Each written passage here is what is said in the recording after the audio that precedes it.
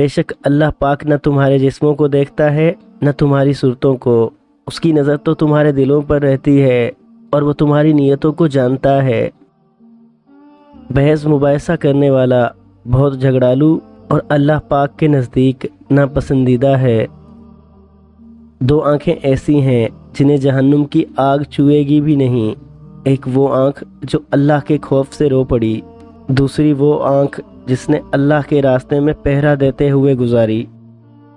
حلال اور حرام کی تمیز کھو دینے والا دوزخ میں ہی جائے گا۔